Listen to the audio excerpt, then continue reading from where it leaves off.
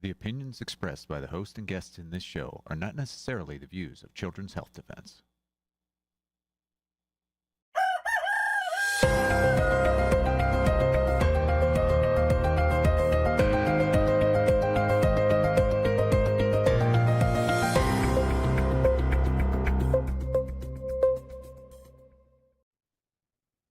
Good morning, CHD. It is Monday, the 18th of August, 2025. We are live here at CHD TV, and we have a big show for you today. So in a minute, I'm going to be bringing on Rick Jaffe, who's going to be talking about a brand new lawsuit challenging the CDC schedule. Then our very own Brian Hooker, Chief Scientific Officer, will be coming on to put right Rachel Maddow again. Then we have a live story from Canada with Kayla, who's going to be talking about what happened when she took Moderna's Pfizer. Then Bella will be live on Mothers to Be, talking about making mothers strong postpartum and prenatal. So that is what our show is doing today. And of course, we do have our story of the day as well. So let's start straight away with Richard Jaffe. Good morning. Hi, thanks for having me. Thanks for having me. Thank you for being on. A very exciting new lawsuit. Please tell us about it.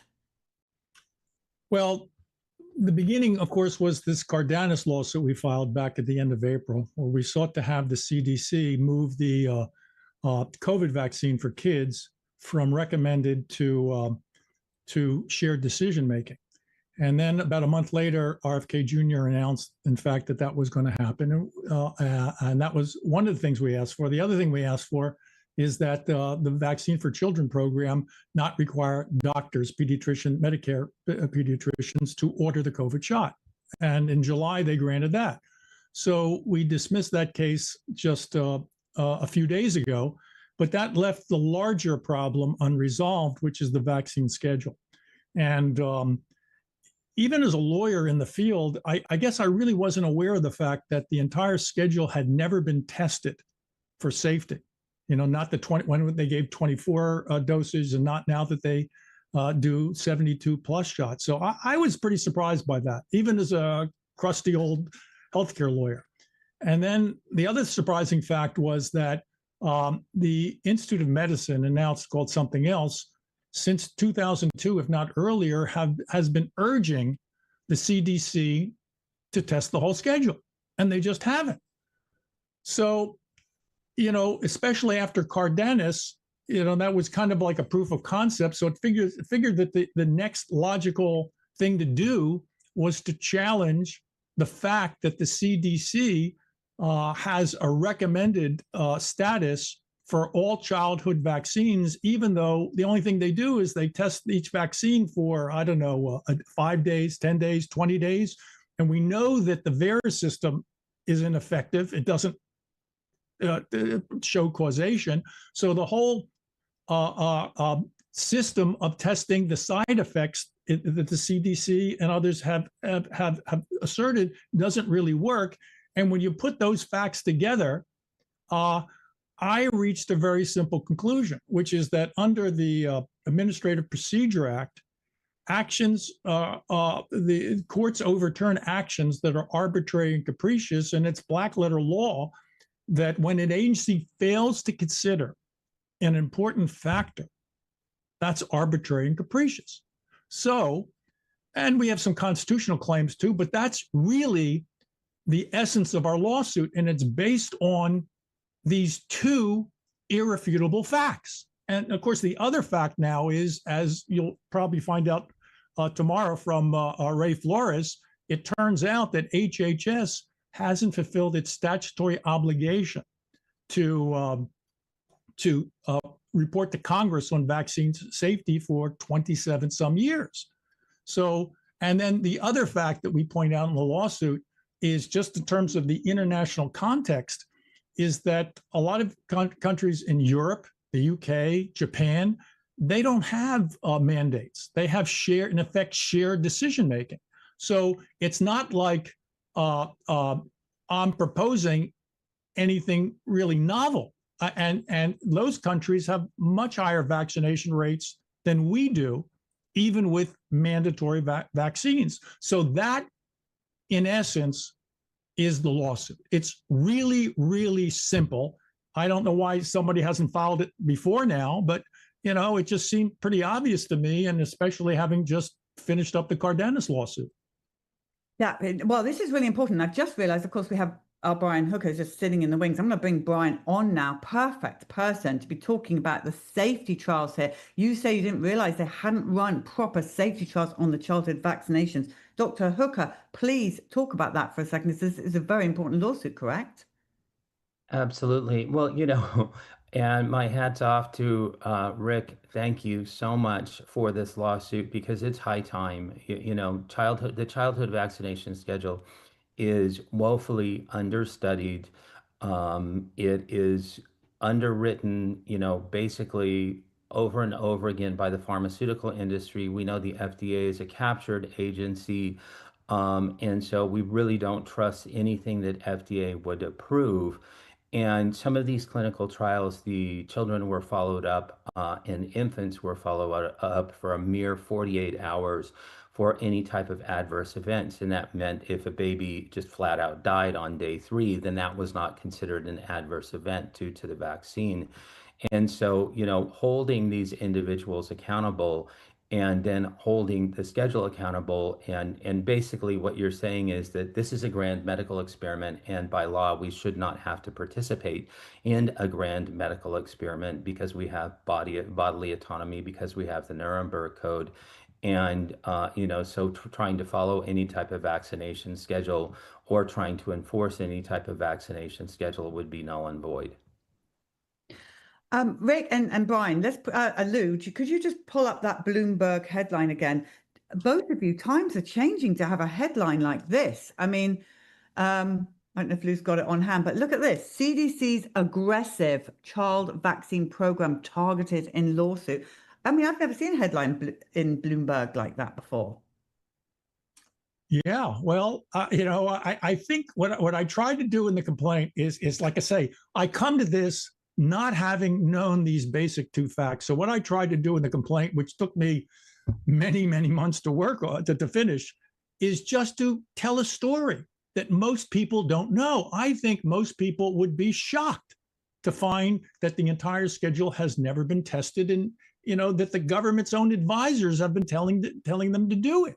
So I think that this lawsuit hopefully will get wide circulation, and it'll cause the public to demand safety testing and accountability of the CDC. So, I would love for there to be an open hearing at the CDC and bring in the pro-vaxxers. Let them say why, it's not necessary to test the 72 doses because everyone knows that each dose works. And what a miracle it is. I mean, let them say that.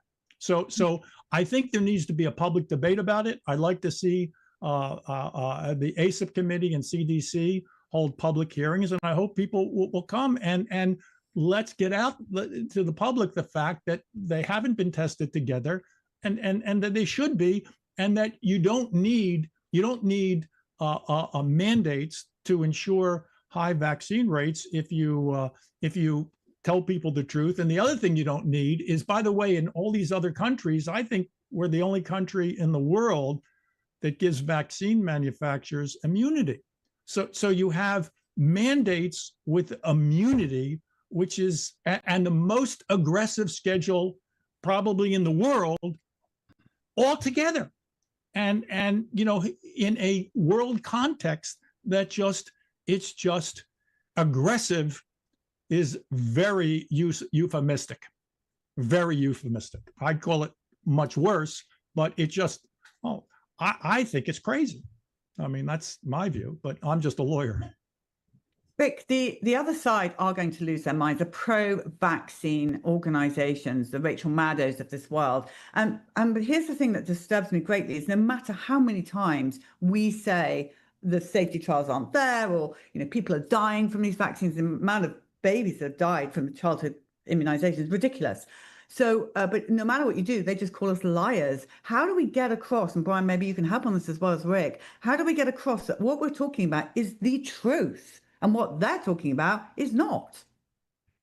Well, I think that, it's incumbent that we show that we now have the opportunity to tell the truth, and that we expose the past malfeasance on how the truth has been covered up. People really don't know this. People don't know, that when the Institute of Medicine came out and said that vaccines don't cause autism in 2004, that it was the CDC who was limiting what publications they could say that as a basis of. So they, basically took out every publication that didn't say that. And so, I think that getting sunlight on what has happened in the HHS for years and years and years and years prior to Secretary Kennedy's tenure at HHS is really, really important. And I think on top of that, and maybe this is the vindictive dad that is coming out of me because I do have a vaccine injured son. I think that people that broke the law by suppressing this information, and people that committed fraud by putting out the opposite information of the truth, those people need to be prosecuted, and they need to be made examples of, so the truth can go far and wide. And couldn't agree more. Rick, who's funding this lawsuit and how can we help? Right now, me. So we do have a link. This is an important case. I'm going all in on this case regardless. For some technical reason, CHD, funds a lot of my cases, including the Corey case, which is before the Supreme Court, can't fund it. So I have a link. I'm doing a GoFundMe campaign. Give, go, send, whatever. There's a link there. Anybody wants to donate, feel free. We appreciate it. But this is an important case. It has to be filed. And by the way, I think an action item is, I think it would be helpful for the current administration to order some kind of public hearing on this issue, and if not the lawsuit, let's see what they say. I mean, getting this out in the public is one of the goals of the lawsuit, and that's the way I wrote it, the way I did, which is, if not chatty, but basically informative.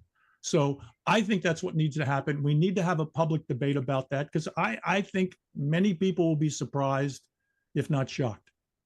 And what would you like the outcome to be? Well, I think that's pretty simple. I think this is what we're asking a court to do, that the CDC move all childhood vaccines from recommended to shared decision making until they prove the safety of it. That's not going to take away the vaccine from any parent or any child who wants to get vaccinated. It has nothing to do with that. It's just what it's going to be. You discuss it with your doctor, and of the 57,000 pediatricians in this country, blind pediatricians, I would venture to say 56,000 or more are all in on all vaccines, because, I mean, let's face it, you make your nut on your practice, but you make your summer vacation homes and vacations and college tuitions off of vaccines in this country. And that's just the way it's worked out. So most pediatricians will continue to wholeheartedly and enthusiastically recommend it. In fact, I don't think you can not take a vaccines for kids and be a regular pediatric practice. I don't think they let you in there. So it's not going to have necessarily a dramatic effect on millions of people. So it's not going to affect the so-called herd immunity. It doesn't in Europe. It's just going to give people some kind of choice, especially the people in the 5 states that don't have the option for a religious exemption. And those 5 states, that's why it's really important, because what you have here is you have people moving out of California and New York just because of that. They have to uproot and go to a place where they have a religious exemption. So I think this lawsuit is going to have downstream effects on mandates, and maybe it's going to take some more litigation, but this case could precipitate the way vaccines are administered and mandated in this country. That's the goal of the lawsuit. Let's put it back to the patients and the families and the doctors, the way it's done in a lot of places in Europe. That's really the goal here. And victory is very simple.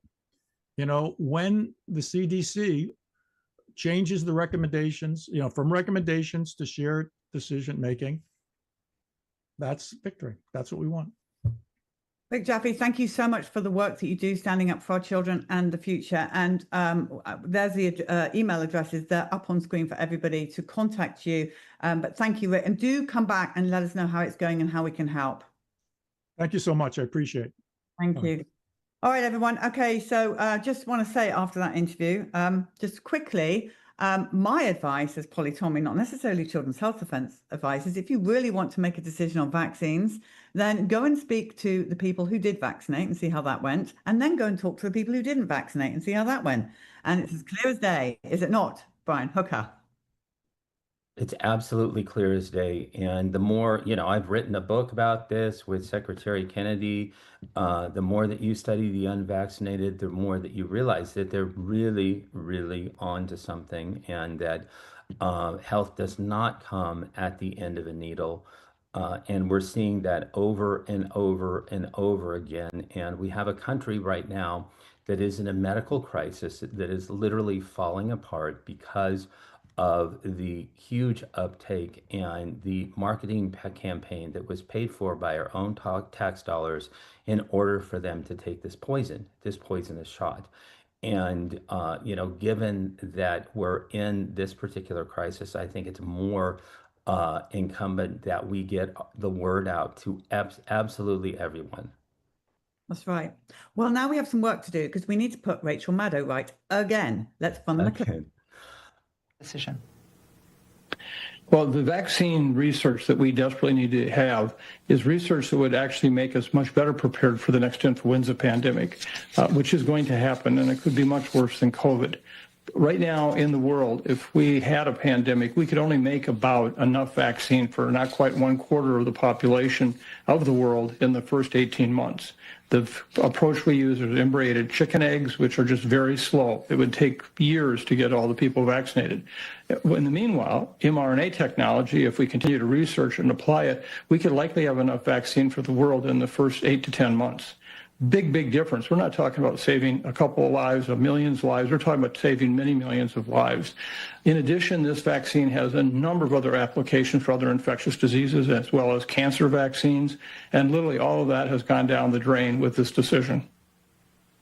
So it's not just the speed at which you can develop vaccines in relation to emerging pathogens.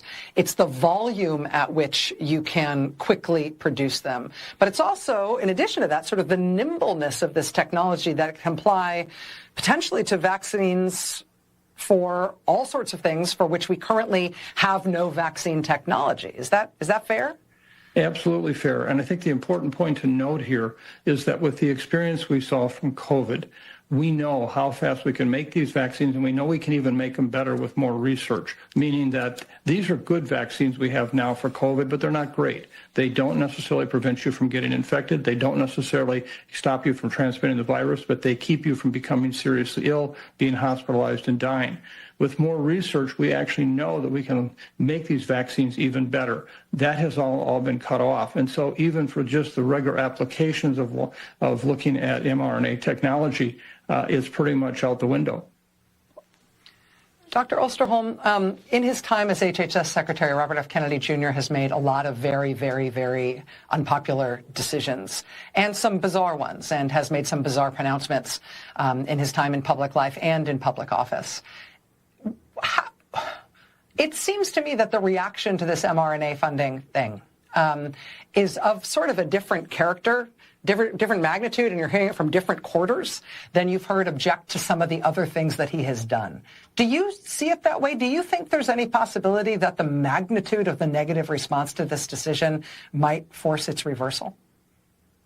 Well, I can only hope so, but let me just point out that this administration continues to trip over the facts so much they must have a terribly bloody nose by now. For example, this very decision. Mr. Kennedy announced this last week, and he emphasized the fact that the reason we're not doing that is because mRNA vaccines are not beneficial and they're dangerous. They have a high risk of causing problems, which, of course, neither of those statements are true. This past weekend, the head of the NIH was on Steve Bannon's podcast and said, no, the decision to take this vaccine money away was because of the fact that the secretary decided that the public no longer had faith in mRNA technology, and therefore why invest in it? Well, in fact, the reason the public has questions about it is because of the kind of statements that he has continued to make since the very beginning of its availability and in the pandemic.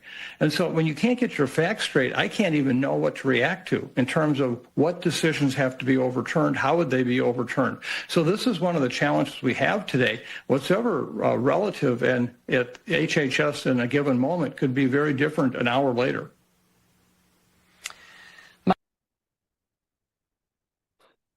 Well, MSBC, whatever they're called, sponsored by Big Pharma.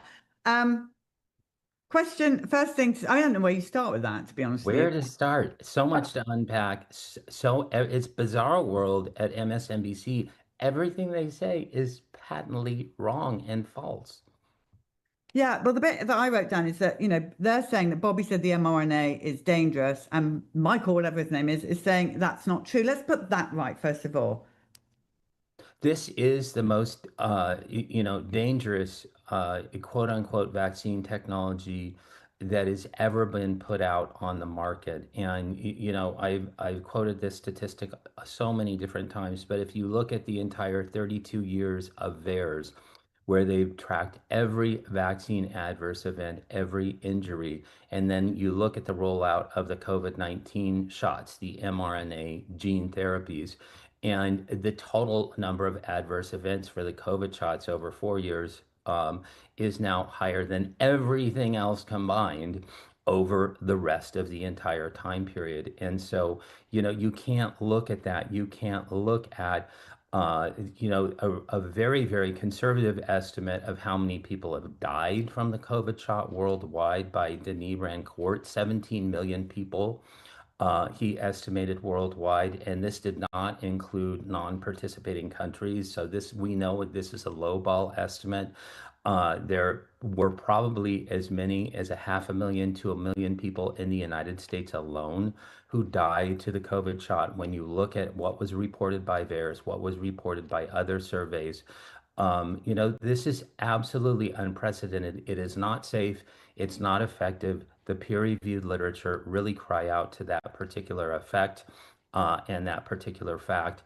And so I'm not going to trust some guy that is propped up by Gilead Sciences and the Gates Foundation to tell me what's safe and effective. His actual line was, the COVID shots keep you from being ill, hospitalized, and dying. I mean, has he watched Vax 3?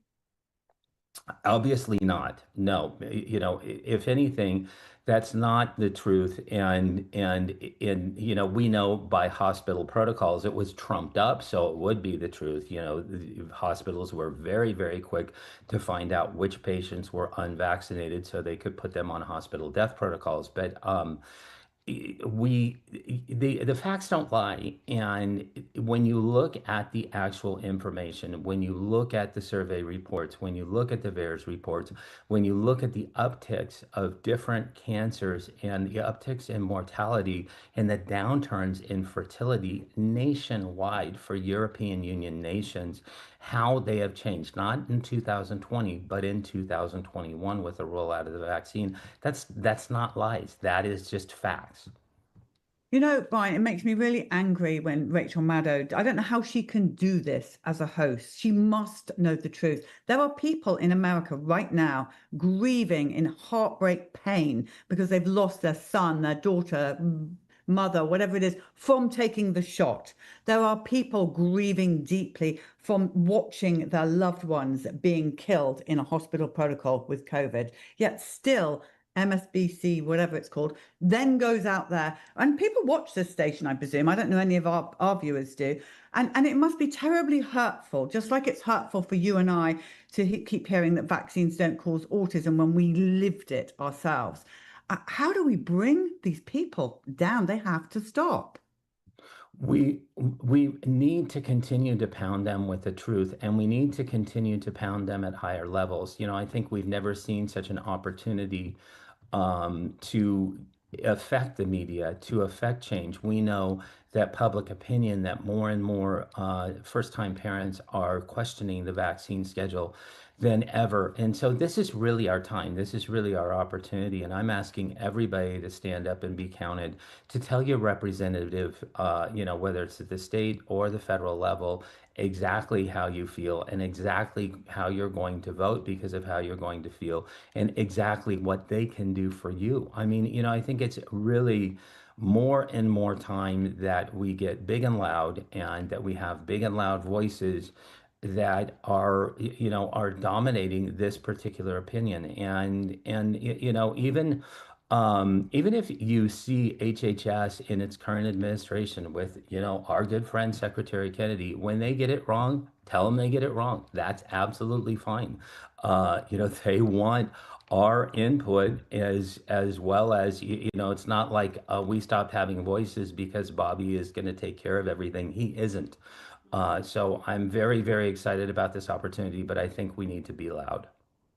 And also kind of spooky at the beginning when that Michael Mann said, there's going to be an influenza pandemic. It's going to happen. Like, well, we get flu every year. We get colds every year. What now we've got to be really scared. And that's the other thing, everyone. We wake up, have a little bit of a sore throat. We suddenly a bit congested. I'm not feeling 100% myself right now, but I'm not going to freak out. I'm going to take my homeopathy, going to sip my lemon juice or whatever it is. We have to get back to that basic of no fear.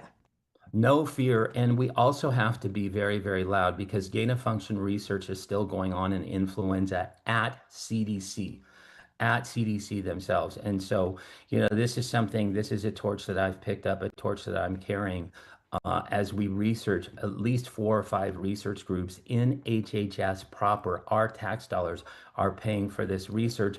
And you bet that this Michael Osterholm is going to say that there will be a pandemic because who is going to profit from that pandemic? Him, Michael Osterholm.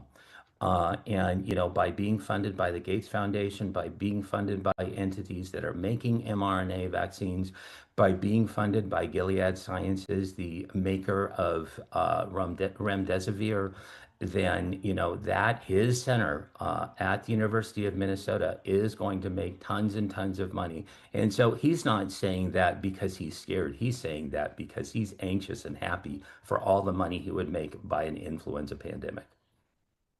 Yeah, and let's just talk for a second in the last minute or so on why we showed that clip. It's really important for us at CHD TV, and that was sent to us by someone, so thank you to that person, that we break down their lies. And you need to see the lies, because none of us watch these channels. You need to see what they're saying, because that is when you're going to try and help those young mums in those mothers groups or whatever, you're trying to explain to them, they're watching those channels on the whole, and they think it's okay to go, mRNA is great and Bobby is bad. So we have to break down their lies. We absolutely need to continue, and you never know what you're going to do at the grassroots level. You never know, who you're going to impact, who you're going to affect.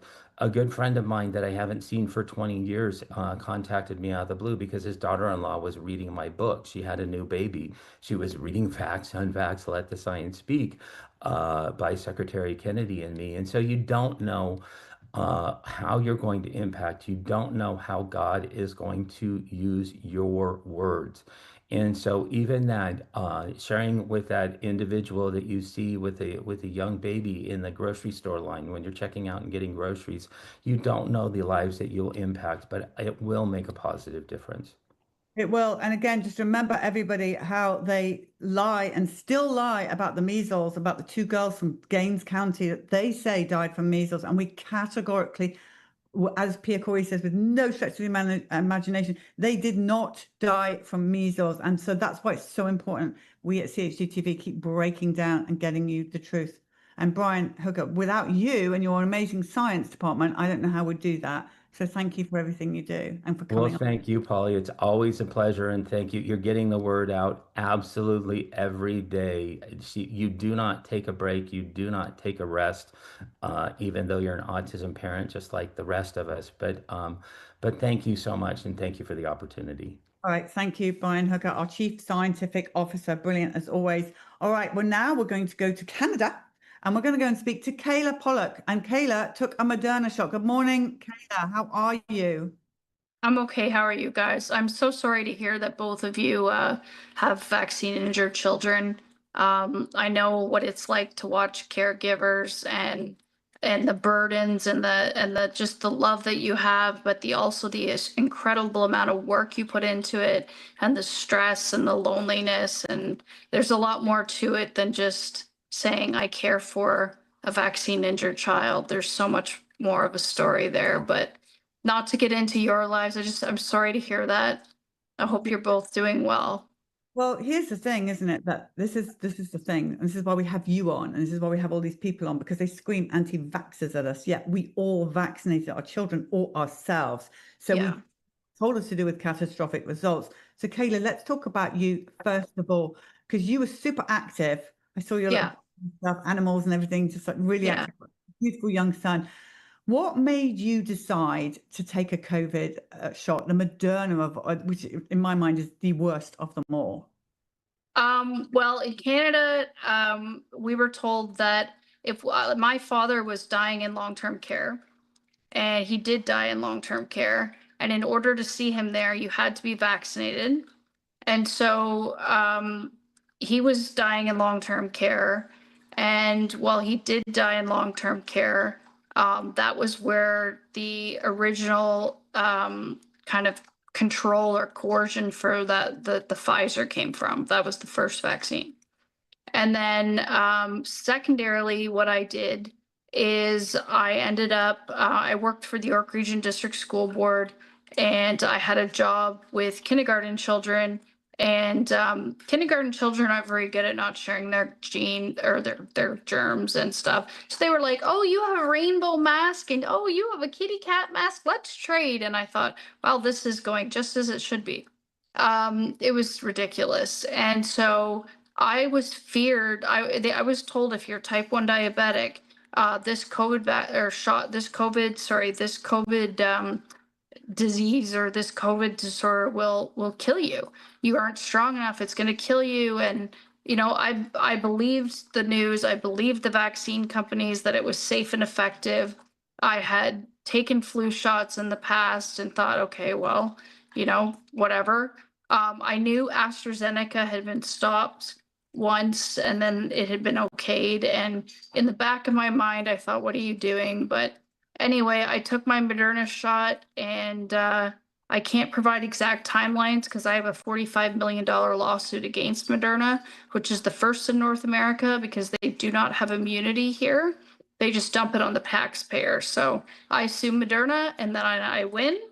And when I win, that means the taxpayers, the government then pays back Moderna, which is sad and disgusting. But their name will go down, and that's more the point of the lawsuit. Like accountability, like this is what you guys are all talking about too.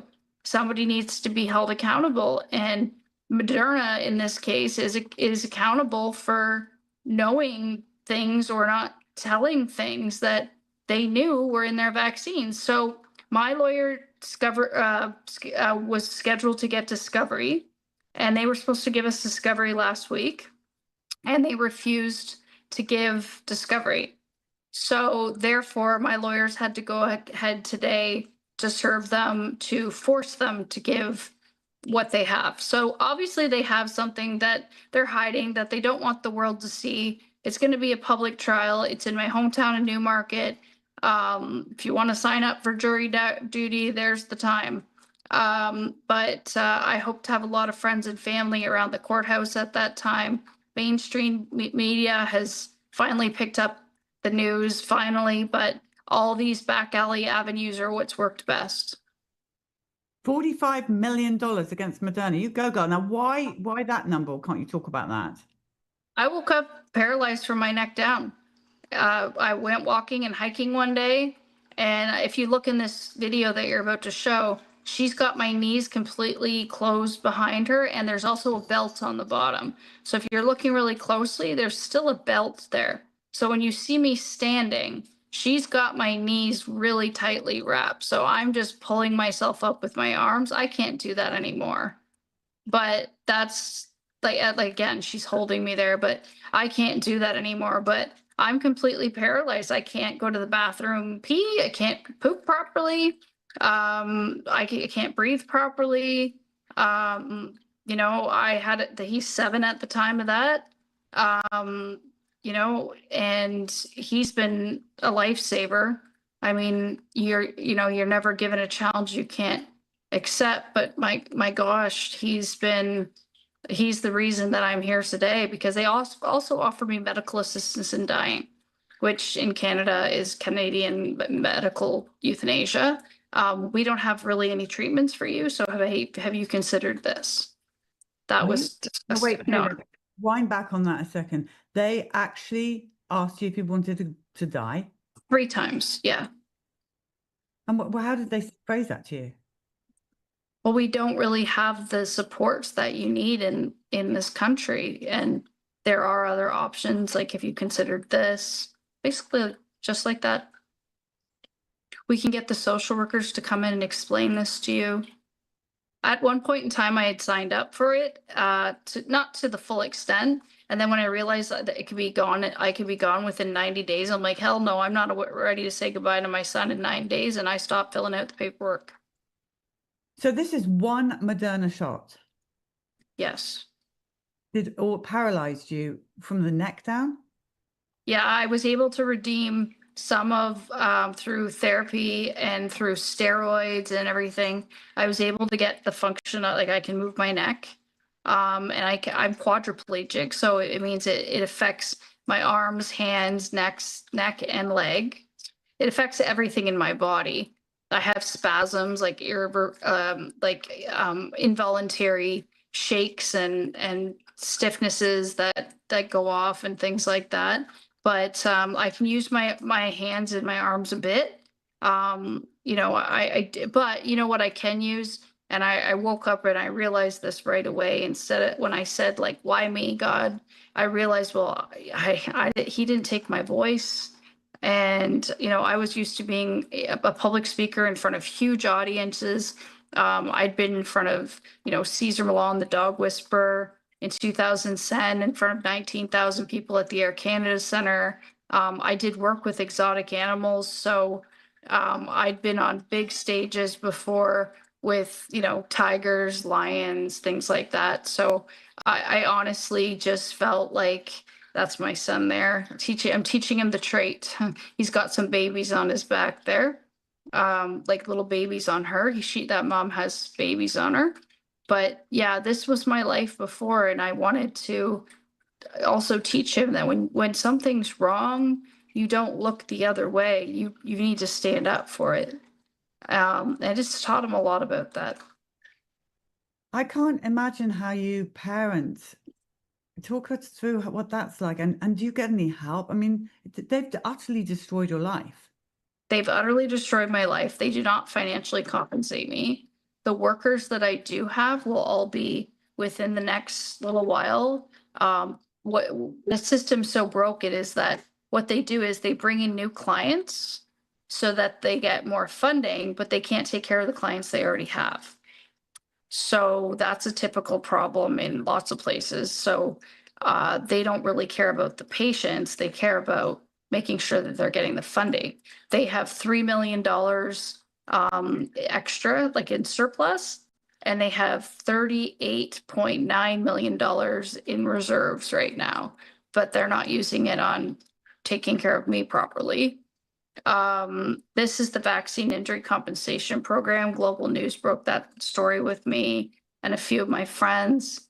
And this is the government being, you know, caught for what they were doing. So instead of working on claimants, like applications like mine, where, you know, they were actually, and then I quote, they were found being drunk at work, playing ping pong. They had slushy machines. They were watching Netflix, and there was a lot of free time. And they said that we were just numbers on a piece of paper, and that was it. And the health minister finally came out with a comment, and her comment was, "Yeah, people shouldn't have to wait long." And when they asked if they were going to give the contract back to the same place, Oxoro, she said all options are on the table, whatever that means. So basically we knew we could be blowing up a program, but at least we'd be showing the public that this is where your tax dollars go. You gave $50 million and 1/3 of that went to the vaccine injured, while all these friendly friends got all the rest. Have you, So, through yeah. this awful, I mean, I still can't get over the fact that they try to make you take a potion to kill you off when you have a Oh beautiful yeah, son your son must keep you going. I can't imagine. he does. Yeah, of course. But has it made you now look at all the vaccine schedule? Because before that, I presume you just vaccinated yourself and your child, but has it made you look into all the vaccines now? Well, for me especially, like I can't ever take another vaccine because we don't even, like, I have transverse myelitis. I'm sure you've heard of it. Just being in the job industry that you're in. It's not Guillain-Barré or something like that. So this is permanent. And even looking at genetics and things like that, it's difficult to figure out what to do. I won't take another vaccine, but like my son, you know, he is more likely to get something like this than you would be if you have no association to it. So that would be early times in the hospital when I was just starting to be able to. That one's me screaming in the hospital the first day. They told me my paralysis was a psychiatric condition. It was all in my head. And then when I started screaming in pain, they gave me morphine, and I thought that's a little odd. That's not what you give psych patients, screaming. So finally, a couple hours later, a doctor came to me and said, you got something really, really wrong with you. Will you go to an MRI with me? I've got a radiologist at home that will read this for me. And I said, absolutely, let's go. And they found an incredibly massive lesion from C2 all the way down to the T's. And it was just a mess in there of swelling. And unfortunately, some of the swelling came down and allowed me to move my neck and stuff. Lots and lots and lots and lots and lots of rehab for 6 months. But it was horrible. I couldn't eat. I couldn't do anything. And now my whole life is committed to just trying to tell people. I'm not trying to tell people whether to be vaccinated or not be vaccinated. I'm just trying to tell people, like, there are risks. Look at me, and maybe do more homework into what you're considering. So I couldn't answer the question as to what other people should do or shouldn't, but I know for me, I can't take the chance ever again because I'm so disabled. And for anyone genetically related to me, but I don't know how far that goes. So I just want people to know what happened, and this is real, and that it's wrong that the government promised us that they would take care of the rare severe vaccine side effects. And I'm known as the most alive vaccine injured person in Canada, and I'm still waiting for a penny. We don't have pennies anymore here either, but you know what I mean, $1. Kayla, you do have an amazing personality as well. I mean, to the people who don't know, we were chatting before we went live, and you've got, I don't know how you do it. I have no idea what it is that makes you speak like you do, with your sense of humor and with everything that you've gone through. But Keeps me alive. Humor and my son and doing something for other people's, having a purpose. You know, I thought, what the heck? I said to God, what is my purpose now? Like, what am I going to do? I literally can't even get out of my own bed. And then I just kind of thought, you know what your purpose is. Your purpose is to speak out. It is. And Kayla, you will always have a platform here at CHD TV. So anytime you want to and talk to people, let us know. And how can people help you? Yes, there we go. So tell us about this. So I've got a instead of GoFundMe or Gives and Go, I have an actual website that gives you the opportunity to donate in any country, in any currency. Like you can be in Europe, you can be in America, you can be in Africa. It'll give you the ability. It's done, and then there's like direct e-transfers there. But the website is just www.opkayla.ca and /donate. And you can donate, like I said, in any currency, in any kind of anything you want to do. There's a lot of different options there. You can also email me. I do read my emails. Sometimes I'm a little behind. I get thousands and thousands of messages from all over the world. Most of them are great. Sometimes I get the people that are not so happy with me, but most of them are heartbreaking because it's other people sharing similar circumstances. But I'm here to listen too, and yeah, I'd love to see you guys just start some sort of support for caregivers, or I'd like to start something for that because, I have a person in my life that does a lot of the caregiving, and I really think that's my X account. That's where I'm most active. Oh, that's really old. Yeah, that's really old. There's like 22K. We'll find you, and they Okay. will write to you as well. So they will do that. But thank you, Kayla, for coming on this morning. And there are really no words actually to describe what happened to you, and to give. We just send you love. And Thank you, Polly. big love to you. And I can't wait to talk to you again. Anytime, you just let Naomi know and we'll get you back on again, because I know our people will rally around you. So lots of love from us all, Kayla. We'll be praying for you, and those that can will donate. Thank you. Take care. Thank you, Kayla. Bye, Polly. Goodness me, everybody, that's just tragic. Well, so now we're going to hand over live to Isabella Yon, and she has an amazing guest on this morning, Krista. So they're going to be talking to you about something a bit more positive than we've been dealing with this morning. Big love to you all, and here's Isabella Yon.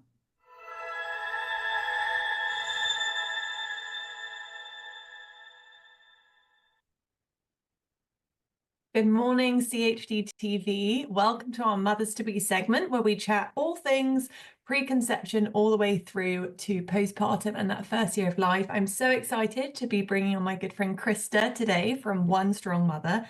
She is just a wealth of knowledge in all things. She's a doula as well as focusing on also this subject. But today we're going to be chatting all about effective exercise and the benefits it has during pregnancy and postpartum. So welcome, Krista.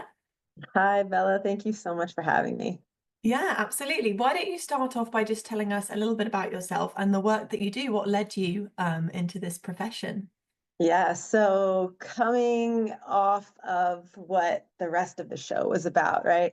I spent the last 20 years as a paramedic working 911 in New York City and in New Jersey also. And during about year, probably 16 or so, 17, I started to go back to school for midwifery, traditional midwifery training, because that's really something that called to my heart.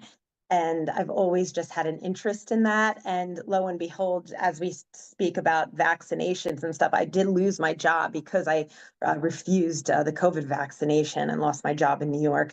And since then, I started really delving deeper into, of course, midwifery and doula work. And of course, this corrective exercise for prenatal and postpartum moms. And this especially came to me through a group chat with some of the local midwives and student midwives out here in New Jersey, where a postpartum mom needed some assistance. And she was having a lot of issues postpartum, of course, immediately after birth. And I reached out to a lot of my trusted Pilates instructors and friends that I know very well and are excellent coaches. And no one really knew how to approach pregnant or postpartum women. And in fact, most people were very frightened to approach this demographic of people. So I said, wow, this is a huge area that's just missing. And in this day and age, I really couldn't believe that, of course, women were still not being supported, especially during this transformational moment of their life, right? They were just sort of being dropped off and left behind with zero support. So that's what led me into the corrective exercise realm. And now I just pretty much offer, prenatal and postpartum care in all realms, of course, doula work, being an advocate and supporter in that way. So yeah, that's what led me to be here today, Bella. Amazing, amazing. Well, I'm so excited to chat about this topic. I feel like, everyone knows, sure, exercise is beneficial, right? It helps you keep fit and healthy, but there are a lot more benefits to staying active during pregnancy and postpartum that really have a big effect on things like birth and postpartum recovery. So let's dive into that a little bit. What are these true benefits of staying active during the pregnancy period, but also postpartum? Yes, absolutely. So staying active, I think, during pregnancy is just as many benefits as you would get as any other person, right? Building lean muscle, stress reduction, right? And the possible epigenetic effects that it could have, building foundational strength, not only for ourselves, but also for our children and our children's children, right? Creating these changes that can affect generations to come. So really just building that deep holistic health, just by staying active. And of course, nutrition plays a role, sleep, right? Mental well-being, all of that is super important. But exercise is wonderful. And I find that a lot of women that stay active during pregnancy feel better, right? They kind of don't have all those common, and I use common sort of in quotations, aches and pains, because a lot of that has been normalized, right? It's been normalized to have severe back pain or pubic pain or be bed bound from sciatic discomfort, right? Like these are things that we have normalized for women to sort of deal with, and they don't have to do that. That is not that is not normal, right? Being in pain is not normal, especially being pregnant with hormones of laxity, right? Our muscles and ligaments and joints kind of loosen generally. So we really want to be mindful of that. And the more we build our muscle, the less strain and stress is on those joints. So it's really super important that way. And like I mentioned before, stress reduction, right? So many women now, I mean, the majority of women in this country, go to the hospital to have their babies, right? And there are not many women who have, not a large percentage of women who have home births and things like that. So if you go through the hospital system, it's constant testing, constant diagnostics, constant stress, and I think just moving the body is a wonderful way to release some of that. But exercise also, it's wonderful too, to get baby in optimal position, right? When we breathe and expand our rib cage, when we encourage the pelvic floor to come into play, right? When we are moving daily or spending time on hands and knees doing exercises, allowing the abdomen to release, really allows baby to get into optimal position, right? It creates mobility and just fluidity in our bodies, right? Our hips, our pelvis. And of course, when we pay attention to our bodies, right? Through mindfulness, through breath work, through exercise, we really start to create a connection with ourselves, right? And I feel like who better to dictate what you need to do for your body, yourself, your family, than a woman who deeply trusts in her body, in her intuition, hearing those little voices in her body telling her, maybe this is better, maybe that's better, right? This feels good. Let's keep doing that, right? That's the most important thing, is really cultivating that connection with oneself, right? Yeah, amazing. Thank you so much. So exercise is so vast. There's strength training, there's like high intensity interval training and like classes like Orange Theory Fitness and Bar and Pilates. What kind of exercise do you recommend during pregnancy, and especially to reap all these benefits, such as like birth and pelvic floor and things like that? Yeah, so a lot of women who are active regularly, even before they get pregnant, and want to still maintain that level of activity, do what feels good for you, do what feels good for your body, right? I I kind of hate to be the person to say, don't do this, don't do that, do what feels good. If the activity you love is starting to just maybe make you feel not that great anymore, especially as you move forward in your pregnancy and your uterus is growing larger and your baby's growing larger, you can pull back to what's comfortable. But I always say, keep doing what you love. That's the most important too. And for those who maybe have not been as active, I always say to start nice and slow. And all of my classes, and I teach group classes, I do one-on-one. So I always start really slow. And in each class, I always, always, always start with breath work, because it's something that activates our deep core muscles, our diaphragm, pelvic floor, transverse abs. Those are your inner core unit. It activates that in a super gentle, safe way, so that, and everyone could do it, right, Bella? Breathing is something we do every day. And oftentimes we're kind of breathing up here and we tend to be tense, and that creates tension in the whole body. So once we relax that, really get the rib cage opening, that diaphragm really expanding and contracting in a way that mirrors our pelvic floor and vice versa. And then we get our transverse abs to wrap to protect that abdomen as it's growing, right? Like, these are things that moms can start. I mean, it's excellent for anybody, pregnant or not, truly, right? Preventing hernias, prolapse, sciatic pain, side joint pain, low back pain, neck pain, right? Because oftentimes when we have a weak, dysfunctional core, that just leads into pain and discomfort in all areas of the body. And we often think, oh, my back hurts, it's my back. It's most definitely because your core is extremely weak, and now your lower back has to kind of pick up the slack, right? Knee pain, joint pain. These are all things that are kind of all trickle back to a weak core. So I always start moms and postpartum moms with breath work to really get their deep inner core unit back online, back functioning. And it's amazing, Bella, how quickly women feel so much better. Literally, maybe 2 one-on-one sessions, a few group classes, right? And women have always attested their births, the ability to kind of get into that meditative state that breath work offers, right? Through their birth and labor process, and even just handling stress, and that's something, our breath is innate. It's with us all. It's free. It's easily accessible. So let's start with that, right?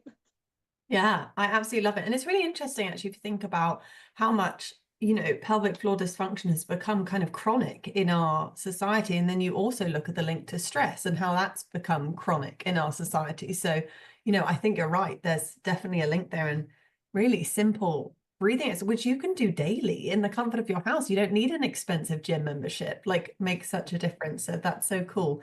Right, let's now flip to postpartum. I think, again, in our culture, there's this big push to bounce back and look a certain way. Sadly, within weeks of postpartum, giving birth, which is just not realistic. What's your approach when it comes to postpartum recovery? Oh my gosh, Bella, yes. I feel that so many moms, and I mean, literally a day after they give birth, I have my moms that I work with as a doula who are like, why do I feel like I have to do more? Why do I feel like I'm not doing enough? It's just wild, right? Because, and I just I feel like I have to just remind them, like, you literally carried and made a human for 9 months, birthed that human. The postpartum is such a sacred time in a woman's life. And I think our culture does not see it as such. Oftentimes there is a massive lack of support for these women. And all that's really kind of shown to them is bouncing back and getting your body back. And, Bella, you're transformed after birth, right? There's sort of no such thing as getting your body back, right? Your body is now different. It will, you literally open to maximum capacity, right? So in the postpartum time, I really focus on breath mainly first, always with breath, because that activates our sympathetic nervous system. And of course, that nervous system governs our ability to heal and recuperate and restore our body after such a magnificent feat, right? So I always tell moms, I know it's hard to go slow, but to please give yourself the gift of going slow. You are allowed, you are capable, you are worth it, you are now a mother, and a mother to not maybe one, but multiple children. And that's your own children, not mothering, those around you in other ways. Like, give yourself this gift. You are totally worth it.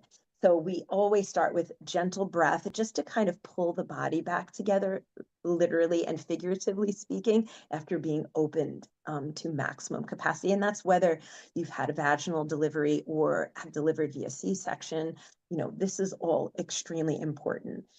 Bringing blood flow and fresh blood and oxygen to the pelvic floor, right? To the abdominal wall, really being conscious of visualizing the abdominal wall coming back together, your hips coming back together, right? And we do this in a very restorative way so that the healing process is, of course, foundational and paramount. And then as women feel a little bit better, they start feeling, okay, I'm feeling more stronger in my body. After this, we move on to even some crunches, right? We do crunches work, more ab work, lower abdominal work, and we just go really slow and we advance as mom feels ready, right? And if we need to pull back, we pull back. And there's no harm in that. And every day is different. And I always tell the postpartum moms I work with, how you show up today may not be how you show up tomorrow. And just allowing yourself to give yourself that grace and love, right? To just go slow and at your own pace. Amazing. I love that. That's very much my philosophy, with nutrition too. When people are making changes and perhaps they've eaten a certain way their entire life, it's very tempting to jump in and try and do it all. But actually, it's much more effective for long-term benefits when you meet someone where they are and make those slow, really impactful changes. So I love your philosophy there. Now, before we wrap up, I do want to touch quickly on your work as a doula, because you are a doula as well. And doulas are amazing. Would you be able to just quickly run through benefits of having a doula, why someone might even want a doula, and then how can people find you and connect with you online? Oh my gosh, yeah. So I mean, being a doula is amazing. I just find that I love connecting with families, during the prenatal time, really getting to learn what mom is nurtured by, right? And really empowering her and her partner and dad just to, really feel into how truly empowered they are in wanting the birth experience that they want, right? And advocating for them, of course. I'm a huge advocate. I think everyone should have a right to make informed decisions on everything, not only, medical information, but just how they want their birth to go, asking questions, and how to do it in a non-confrontational way, right? We don't have to go fist fighting into something, right? Especially during labor and birth. We want to keep that calm and relaxed. So how can we really empower families? And that's exactly what I do. And I think everyone should have a doula, if not just for childbirth education, right? Just learning what is happening to your body, and what will happen and what to look out for, and talking about all these exciting things and exciting changes, and how birth is an altered state of consciousness and how we allow that to come into us to birth our children. And of course, there's always, the interventions. A lot of women are not sure what interventions they may be faced with, especially birthing in hospital, right? So I like to educate and make them aware that these are things that can potentially be offered or be kind of part of a protocol for not only you, but also your baby. So let's talk about all those things, right? Including vaccinations, including all interventions, either non-surgical or surgical. These are things that people need to know. And of course, most importantly, the ability to remind people that they could say no. A lot of people don't think that they could say no, Bella, right? Like, they're like, I can decline that? Yes, you can. Let's go over tests. Let's go over you could decline anything you want. And I will provide you with all the information you need to make whatever decision that you feel is best for you and your family, and support that. So yeah. And of course, just being part of a family during the process of birth is just, I am always so honored to just be in that space, to witness the power of women, and just to witness the beauty of the creation of family. So yeah, I am so blessed to be doing this. Amazing. Well, Krista, thank you so much for everything. I feel like you covered so much in such a short period of time. So I'm so grateful. This was so insightful. How can people find you? I know you have a few different websites for your different specialties. Yes, so you can find me on Instagram. Usually that's the area where I'm kind of most there, I guess, or present at onestrongmother.fitness, the number one, of course, strongmother.fitness. You could find me at www.strongmother.com, and then artemisdoulaservices.com. So yeah, you could reach out at any time, DM me, email me, whatever is good for you. I'd love to chat, answer any questions you have. Fantastic. Krista, thank you so much for your time. You're amazing. Thank you, and we will see you soon. Thank you, Bella.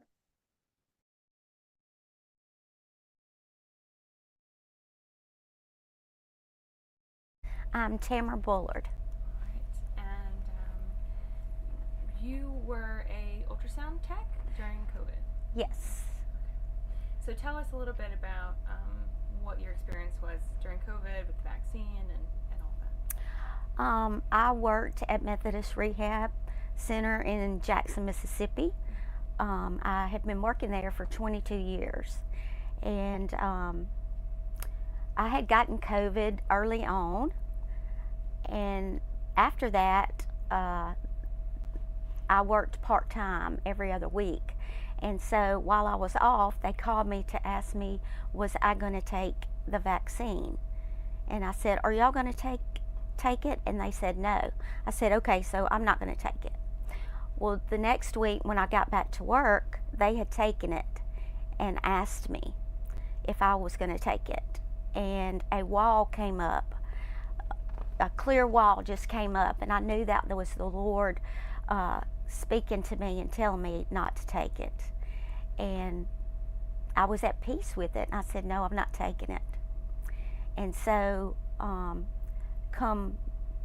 later on, they said, well, we want you to fill out a religious exemption if that's what you want to do. So I did, and then on December 16th, they called me and said, they've accepted your religious exemption, but they don't want you to work with your patients any longer. And they want you to apply for a job that is non-clinical. I guess like housekeeping or kitchen help or something like that. But I would be making their pay. And I said, no, I'm not going to do that. And they said, we'll send your termination papers tomorrow. Remind us again how many years you've been working this job? 22. At the same hospital? At the same hospital. How does that make you feel after working somewhere for 22 years? They have no loyalty to their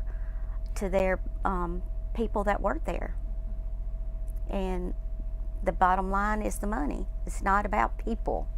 It's not about, I don't know if even it's about patients, but about money. You know, because I just, you know, healthcare is not what it used to be. It's not about the patients. It's not about the employees. It's only about the money. There's no loyalty. It had caused me to go and have to go PRN, where I had to go from hospital or clinic, you know, all over the place to work. So you ended up, so yeah, what did that look like for you after you were fired, those next few months? Well, I mean, it was devastating. I didn't, you know really what I was going to do. And prior to that, to the rehab job, I had worked for a mobile company, and you know, I knew how to go from place to place. So I decided, you know, that's what I wanted to do, because I enjoyed going and seeing everybody, and it wasn't the same people every time. And because for 22 years I had worked part-time, I didn't want to go to a full-time job. So that's why I did PRN. Gotcha. Do you have any regrets, or are you confident in your decision? I'm definitely confident in my decision because I believe totally in the Lord and He protects me. And not long ago, I had a heart attack, and I believe that if I would have taken that vaccine, I would have died. Yep. Do you have any final thoughts to leave with? I wouldn't trust any vaccine that there is out there because you cannot trust the people who make them. CHD TV. All right, thank you for coming to tell your story. Okay, thanks. You go hang. The truth is, vaccine injuries are real and they've been ignored. These childhood vaccinations, the people of America are telling us they are not safe and effective. We are seriously concerned at Children's Health Defense about the disinformation and misinformation out there. Society does not want to acknowledge vaccine injury, period. My son's life has been ruined physically and emotionally, and he is persecuted for the mere fact that he exists. After 8 years of litigation, HHS conceded by preponderance of the evidence that Chris died from her HPV vaccinations. Parents deserve the truth. We deserve real informed consent because no parent should have to live the nightmare I do. I am heartbroken to hear these stories. And it makes me want to do something. How about we ban pharmaceutical ads on TV? I've advocated it, and you have a co-sponsor. The government has decided that this particular industry doesn't have to be liable to anybody. I am extremely suspicious as a lawyer of immunity that is granted in any blanket way across the board to any manufacturer or to anyone. So if we're gonna do something, the North Star has gotta be medical freedom. I get to decide what's good for me and my family with proper information. And if I'm given improper information, just like in any other industry, there's gotta be accountability. No more Pfizer-sponsored science. We need independent science. I am competing against a pharmaceutical lobby of 1,600 lobbyists. That's 3 lobbyists for each member of Congress. This is insane. Everybody sitting here, bar 2, vaccinated their families with catastrophic results. Over 12,000 signatures on those 2 buses of death, death, death. When will enough be enough? How many more buses? So this has to stop. And we implore you, please, to follow us at Children's Health Defense, at least break down the truth and get to the truth behind the science of what is really happening.